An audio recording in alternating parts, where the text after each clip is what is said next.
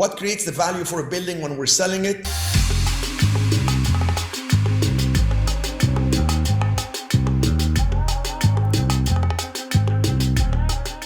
It will be, what's the net that building is gonna make?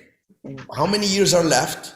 What are the terms on the lease? We don't want a 10-year lease that has a cancellation clause that says if the tenant does not make 2 million in sales at any time, they have the right to cancel with a 90-day notice or something. Because it's called a kick-out clause.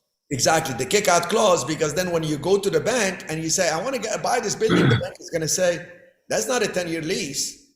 That's maybe a 2-year lease at most. So we're going to only give you 50% loan to value or something. And then last but not least, we want to make sure that there is the corporate guarantee.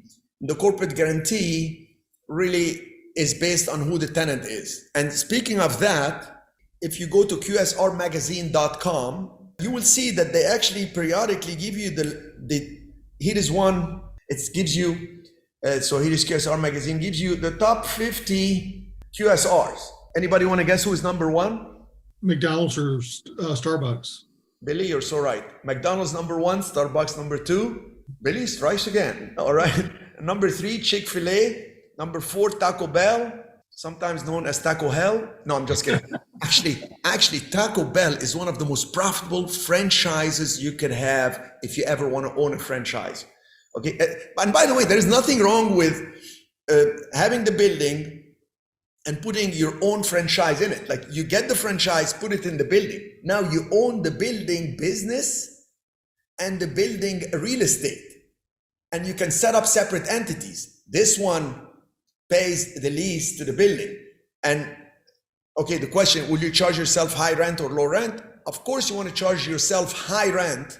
So because it increases the value of the building and you can get deduction on the business, depreciation on the building, and eventually at one point, if you don't want to run the business, you can sell the business and you got the lease. So you sell the business, cash out some money, reduce your debt, or go buy another building and do the same thing, 2-3 buildings like this, you're set. You're set for life.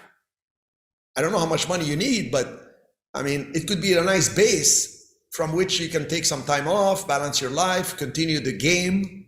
Okay. So, next question. So to answer your question, no, there is no specific website for that, but you can actually look for properties that sell that are QSRs with tenants. Believe it or not, it's still around 6 to 7% for these QSRs. They have still not come down because everybody's flying to safety. And whoever has cash now is king because they're buying a lot of properties cash and on. And the better deals will come probably, I would say, by April next year. That's when all those who had over leveraged or used variable rates and whatever are going to get caught with their with problems on making payments and stuff. Cherif, can I add 3 things real quick? Yes.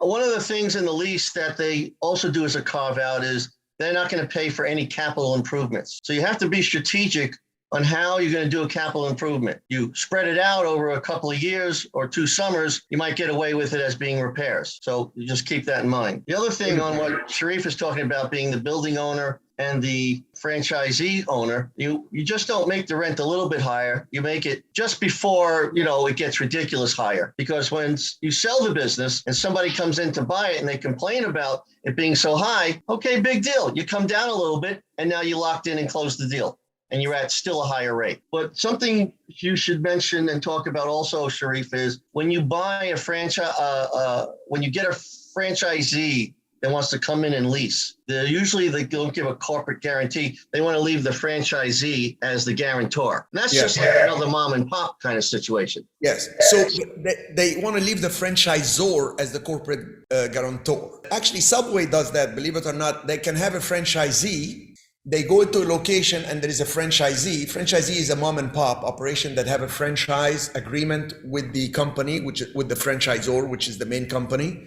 But Subway says, I will give you a corporate guarantee. And they write the lease, like I did a deal with the Subway one time and they wrote the lease with me, and which is what I wanted because I wanted the corporate guarantee. And in it, they have the right to sublease.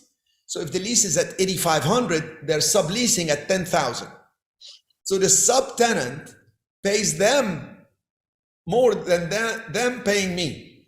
And they're in full control. If that franchisee does not put the advertisement outside, does not change the refrigeration units when they tell him, or they don't do this and that when they tell that franchisee, they can kick the franchisee out, go get another franchisee in, but I, as the landlord, I'm happy with having them for the long term.